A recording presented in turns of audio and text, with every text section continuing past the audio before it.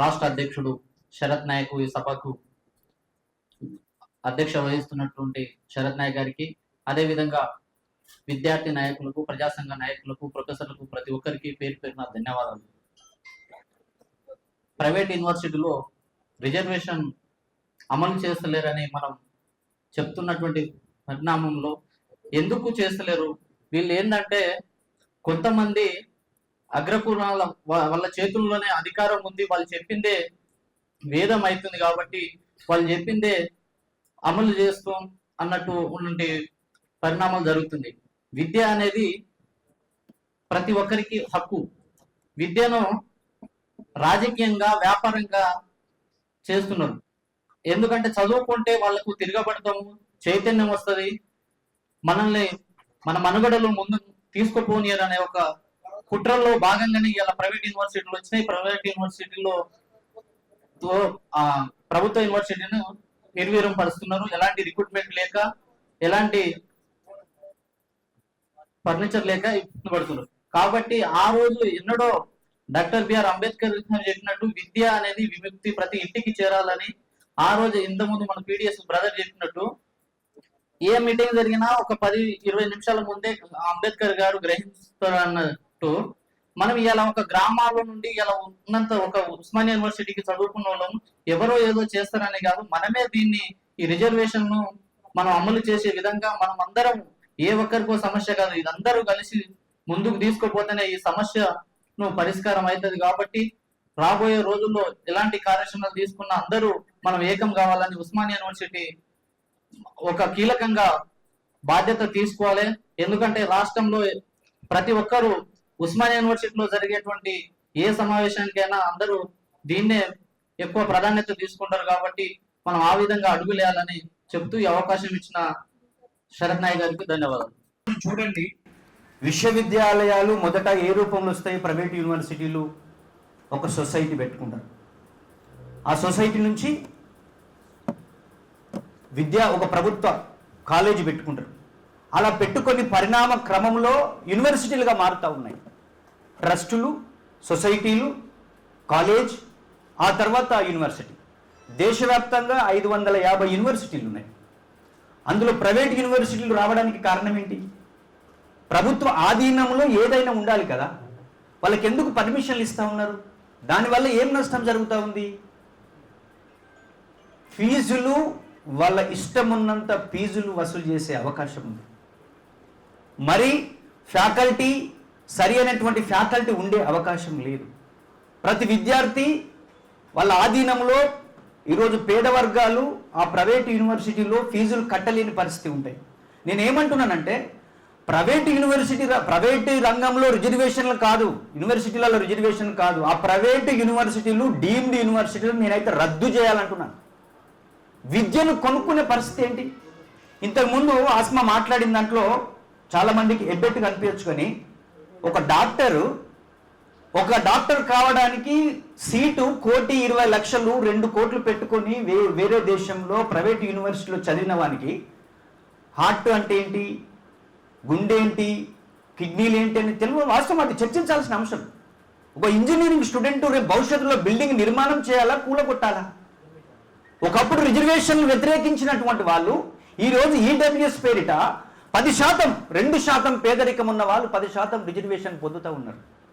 నేను ఈరోజు BC, SC, ఎస్టీలని, వాస్తవంగా ఎస్సీ ఎస్టీల కంటే రాజ్యాంగపరంగా రిజర్వేషన్స్ ఉన్నాయి.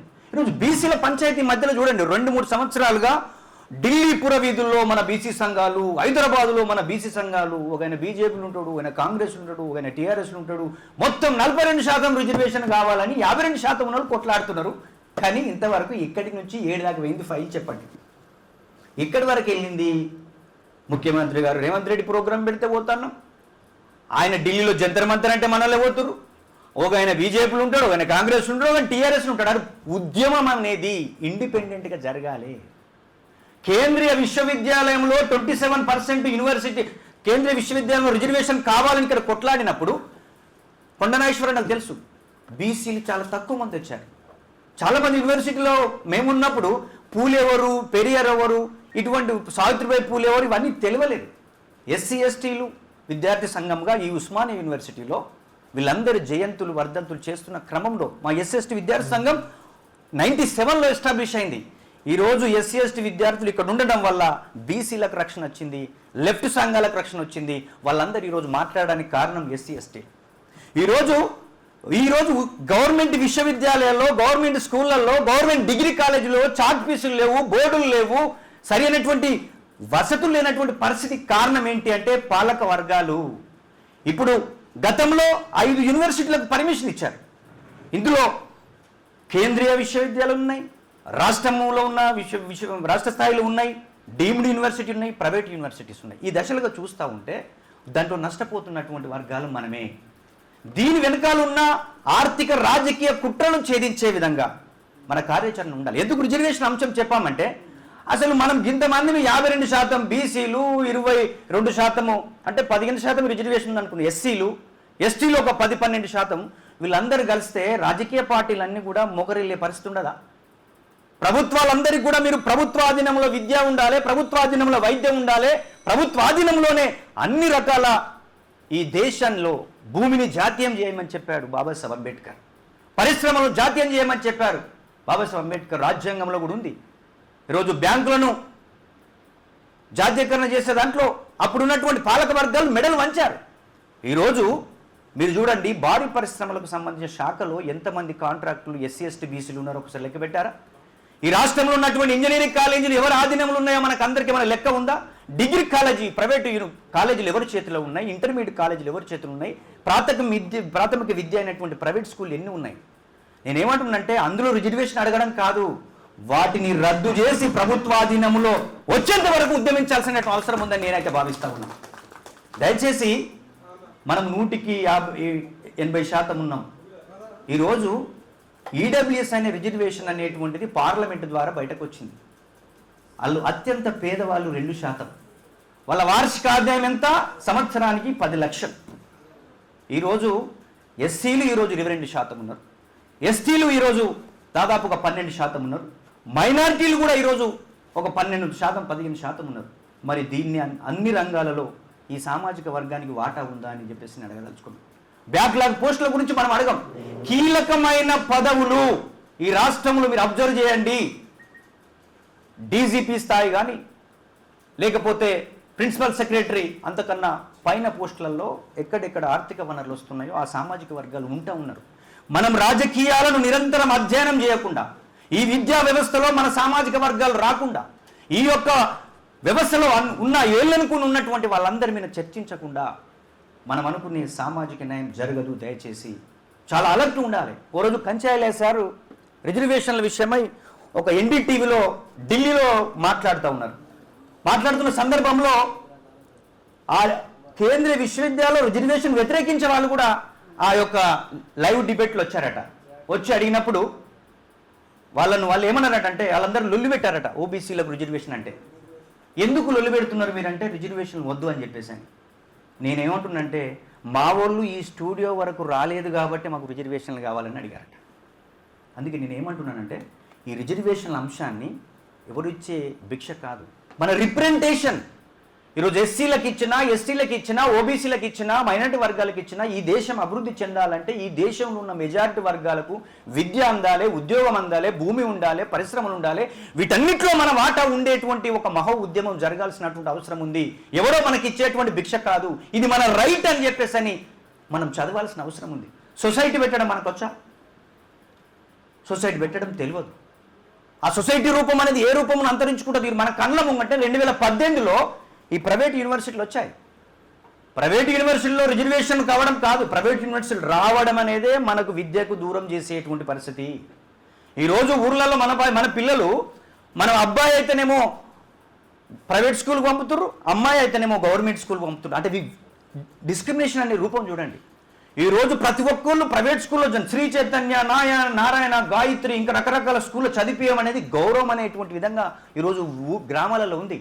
పట్టణాలకు బస్సులో పోయేస్తే నా కొడుకు ఎక్కడ చదివిస్తున్నామంటే మా వాడు పట్టణంలో చదువుతూ ఉన్నాడు, మీ పిల్లగాని లెక్కగా గవర్నమెంట్ స్కూల్కి పంపుతున్నామంటే ఈరోజు గవర్నమెంట్ స్కూళ్ళల్లో గవర్నమెంట్ టీచర్స్ గవర్నమెంట్ స్కూళ్ళలో చదివించినప్పుడు అది నిజమైన విద్యగా మనం భావించాల్సిన అవసరం ఉంటుంది. అందుకే ప్రాథమిక విద్య ఉన్నత విద్య. ఈరోజు యూనివర్సిటీలో ఉన్న political science, public administration, geography, ఈ సబ్జెక్టులకు బతుకుదెరువు ఉందా? మరి ఈరోజు ప్రైవేట్ యూనివర్సిటీలు మారుతున్నాయి, కొత్త కొత్త కోర్సెస్ వస్తున్నాయి, ఆర్టిఫిషియల్ ఇంటెలిజెన్స్ నడుస్తూ ఉంది. ఆ కోర్సెస్ మన యూనివర్సిటీలు ఎందుకు పెడతలేరు అనేది కూడా చర్చించాల్సినటువంటి అవసరం ఉంది. విద్యను కొనుక్కునేటువంటి పరిస్థితి ఈరోజు దాపురించింది. దీన్ని ఇక్కడ ఉన్న ఎస్సీ ఎస్టీ బీసీ వర్గాలు 100% మన ప్రతినిధులుగా వెళ్ళేటువంటి వాళ్ళు, మనము మేధావి వర్గం, వీళ్ళందరినీ కలుపుకొని ఒక మహోద్యమ నిర్మాణం కావాలి. ఈరోజు బీసీలకు 42% ఎందుకు రిజర్వేషన్ రాలేదు? మనలో లోపం లేదా? మీరు 42 కాదు 52% ఉన్నటువంటి వాళ్ళు 42% అడగడం ఏంటి అని నేను అడుగుతున్నా. సుప్రీంకోర్టు ప్రకారం అయితేనేమో 50% రిజర్వేషన్ దాటద్దు, కానీ ఈరోజు 64% రిజర్వేషన్ అమలు అవుతుంది. బీసీలకు ఉన్నది ఈరోజు 29%, ఎస్టీలకు ఉన్నది 10%, బీసీలకు ఉన్నది 15%, ఈడబ్ల్యూఎస్ వాళ్ళకి 10% ఎట్లా వచ్చింది, వాళ్ళ వార్షిక ఆదాయం ఏంటి, ఎట్లా బిల్లు పెట్టారనేది ఎవరికైనా చర్చించరా? పార్లమెంట్ వేదిక మనం స్తంభించే విధంగా చేస్తూ ఉన్నామా? జంజీ ఉద్యమం నీట్ పేపర్లో లీక్ అయిందని పెద్ద పెద్ద ఉద్యమం చేస్తే మన బతుకుదారు లేకపోతే బీసీ ఎస్సీ ఎస్టీ విద్యార్థులు ఏం చేస్తున్నారండి? అరే అన్ని ఉత్తరాది నుంచి వస్తాయి ఉద్యమాలు. ఇంత పెద్ద తెలంగాణ ఉద్యమాన్ని నడిపినాం. తెలంగాణ రాష్ట్రంలో ఎస్సీ ఎస్టీ బీసీ విద్యార్థులు ఎక్కువ కేసులు ఉన్నాయి, మీకు తెలవాలి. యూనివర్సిటీ పోలీస్ స్టేషన్కి వెళ్తే ఎవరి ఆయా కేసులు అంటే మనయే. మరి రాజ్యం ఎవరికి వచ్చింది? ఆ రాజ్యం ఒగోడి నుంచి ఇంకో రూపంలోకి ఎలా మారింది? మరి ఈరోజు 85% 90% ఉన్న వాళ్ళ మనం ఎక్కడున్నామో ఆ కోణంలో దయచేసి ఆలోచించండి. కానీ అందరం వచ్చినామా, మాట్లాడుకున్నామా, వెళ్ళిపోయినామని కాకుండా ఒక బలమైన ఈ సామాజిక వర్గాల నుంచి ఉద్యమం వస్తే ఇప్పుడు విద్య అనే అంశం మీద బయటకు వచ్చినాం. ఈ విద్యా రంగంలో, ఉద్యోగ రంగంలో, ఆర్థిక రాజకీయ రంగాలను ప్రభావితం చేసే ఒక మహో ఉద్యమానికి పునాదులు జరగాల్సిన అవసరం ఉంది. అది ఉస్మాన్ యూనివర్సిటీ కేంద్రంగా ఈరోజు గిరిజన శక్తి ఆధ్వర్యంలో పెట్టిన ఈ యొక్క సమావేశానికి వచ్చిన విద్యార్థి నాయకత్వమా మీరందరూ ఆలోచన చేయాల్సినటువంటి అవసరం ఉందని నేనైతే భావిస్తా ఉన్నా. ఆ దిశగా ఇక విద్యార్థి నాయకుడుగా ఎన్నో ఉద్యమాలు, కొండ నాగేశ్వరన్న గురించి మీకు కనబడుతున్నాడు ప్రొఫెసర్గా, ఈ యూనివర్సిటీలో వీరు మతతత్వ విద్యార్థి సంఘం నుంచి ఇబ్బంది పడ్డటువంటి వాళ్ళు ఎన్నో వ్యయ ప్రయాసాలు కోర్చి ఈరోజు ఒక ప్రొఫెసర్గా మారారు. సంజీవ్ నాయక్ అన్న లాంటి వాళ్ళు ఈరోజు మన గిరిజన ఉద్యమాలకు వచ్చారు. మా తరం, మాతో ఉన్న బ్యాచ్ అంతా కూడా వివిధ రాజకీయ పార్టీలోకి వెళ్ళినా ఒక పునాది వేశాం ఇక్కడ. ఆ పునాది పైన ఉండి మీరందరూ కూడా ఒక బలమైన ఉద్యమ నిర్మాణం చేయండి. మేమందరం మీ వెనకాల ఉంటాం. ఈరోజు ఇక్కడ ఉన్నటువంటి తమ్ముడే కాదు, మీరందరూ కూడా ఒక యూనిటీగా రండి. మన మధ్యలో ఎక్కువ గ్యాప్స్ ఎక్కువ ఉంటాయి. ఎందుకంటే ఒకడంటే ఒకళ్ళు పడు కాలువడ్డు గుంజుకునే కల్చర్ ఎక్కువ ఉంటుంది ఈ ఉత్పత్తి కులాలలో. వాడు ముందుకు పోతుంటే వాడిని వడ్డీ గుంజురని ఇంకోటి చెప్తుంటాడు. ఇవన్నీ నడుస్తూ ఉన్నాయి. దయచేసి ఇది చాలా సీరియస్ ఉద్యమం. ఏదో ఒక ప్రోగ్రాం పెట్టాలి కాబట్టి పెట్టి ఎక్కడో అక్కడ మాట్లాడుకున్నాం వెళ్ళిపోయినామని కాదు. భవిష్యత్తులో మన యొక్క అస్తిత్వము కనుమరుగైపోయే పరిస్థితి ఉంది. రాజకీయ రంగంలో వ్యాపారవేత్తలు వస్తున్నారు, విద్యా సంస్థలకు అధినేతలు ఉన్న వాళ్ళు ఎమ్మెల్యే టికెట్లు కొనుక్కుంటా ఉన్నారు. ఈరోజు మల్లారెడ్డి నేను బీజేపీలో కత్త 5 టికెట్లు ఒక ఎంపీ అంటున్నాడు. ఇక చుట్టుపక్కల ఉన్న ఎడ్యుకేషన్ ఇన్స్టిట్యూషన్ చూడండి మీరు. ఇక్కడ ఉంటే పల్లా రాజేశ్వర రెడ్డి గారు ఉంటారు, అక్కడ తీగల కృష్ణారెడ్డి ఉంటాడు, అక్కడ రామ్మోహన్ రెడ్డి ఉంటాడు, ఇంకొక ఆయన ఇడిపోతే మల్లారెడ్డి ఉంటాడు, ఇక్కడ పోతే వరదరెడ్డి ఉంటారు. మొత్తము విద్య, ఇంజనీరింగ్ కాలేజీలు, డిగ్రీ కాలేజీలు, ఇంటర్మీడియట్ కాలేజీలు అన్నీ కూడా మీరు రేపు పోయి సెర్చ్ చేసి లెక్క చేయండి. ఎవరి కాలేజీ ఓనరు, ఏ చైర్మన్, ఏం కథ. చదువు రానోళ్ళు యూనివర్సిటీ పెట్టేటువంటి పరిస్థితి రాజ్యాంగానికి వ్యతిరేకంగా జరుగుతున్నటువంటి ఈ క్రమంలో ఇది మంచి ప్రోగ్రాం అని చెప్పేసి నేనైతే భావిస్తా ఉన్నా. దీన్ని తెలంగాణ వ్యాప్తంగా తీసుకెళ్లడానికి విద్యార్థులుగా మీరందరూ ముందుండాలి. మేము మీ అన్నలుగా మీతో ఉంటాం. తప్పకుండా మన జాతులకి మన వాటాది ఎవడిచ్చే భిక్ష కాదు. ఆ యొక్క రిజర్వేషన్లు మన వాటను సాధించుకునే ఒక మహా ఉద్యమానికి పునాదులు వేయాలని అవకాశం ఇచ్చిన మీ అందరూ కూడా పేరు పేరున ప్రత్యేకమైన కృతజ్ఞతలు. జై తెలంగాణ, జై భీమ్.